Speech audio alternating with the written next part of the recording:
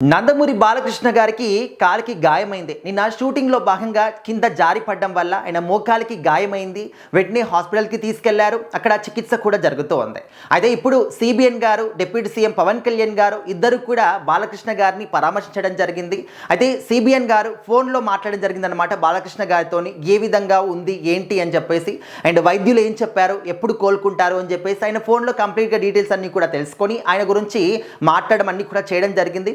అదేవిధంగా deputy CM Pawan Kalyan గారు కూడా అధికారులతో పాటు అంటే అధికారుల ద్వారా ఆయన ఆరోగ్య పరిస్థితి ఏంటి, కోలుకుంటారా అండ్ ఎప్పుడు కోలుకుంటారు, ఇప్పుడు ప్రజెంట్ ఏ విధంగా ఉంది ఏంటనే విషయాలు కూడా అన్ని తెలుసుకోవడం జరిగిందన్నమాట.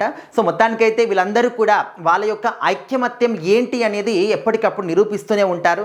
సో ఐక్యమత్యమే మహాబలం అని చెప్పేసి మనం వింటూ ఉంటాం కాబట్టి సో వీళ్ళు కూటమిలో ఉన్నప్పటికీ కూడా ఒకరికొకరు మనందరం కూడా చూస్తూ ఉంటాం. ఒక పార్టీలో ఉన్న వాళ్ళు కూడా చాలామంది ఒకరిపైన ఒకరు కక్షలు పెంచుకోవడం కానీ విధంగా ఉంటూ ఉంటాయి.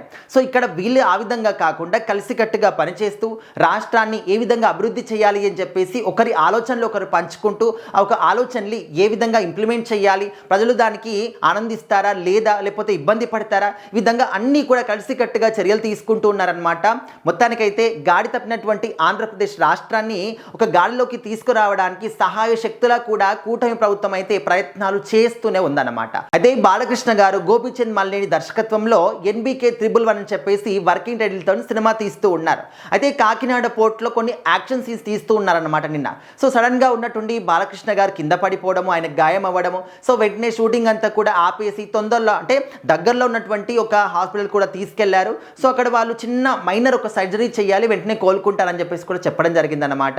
సో దానికి జూనియర్ ఎన్టీఆర్ గారు కావచ్చు, కళ్యాణ్ రామ్ గారు కావచ్చు, చాలామంది సినిమా ప్రముఖులు, రాజకీయ ప్రముఖులు అందరూ కూడా కొంచెం పరామర్శించడం కానీ తొందరగా కోలుకుంటారు, మీలో ఉన్నటువంటి ఆ ఒక హై వోల్టేజ్ ఎనర్జీ కావచ్చు, మీ పట్టుదల కావచ్చు, ఇవన్నీ కూడా మిమ్మల్ని తొందరగా కోలుకునే విధంగా చేస్తాయి, మళ్ళీ తొందరగా షూటింగ్లో పాల్గొంటారు, యథావిధిగా షూటింగ్ చేస్తారు, యథావిధిగా పాలిటిక్స్లో కూడా పార్టిసిపేట్ చేస్తారు అని చెప్పేసి అందరూ కూడా భావిస్తూ ఉన్నారు. మరి బాలకృష్ణ గారు తొందరగా కోలుకోవాలి అని చెప్పేసి యావత్ భారతదేశ వ్యాప్తంగా ఉన్నటువంటి బాలకృష్ణ గారి ఫ్యాన్స్ అందరూ కూడా ఆశిస్తూ ఉన్నారు.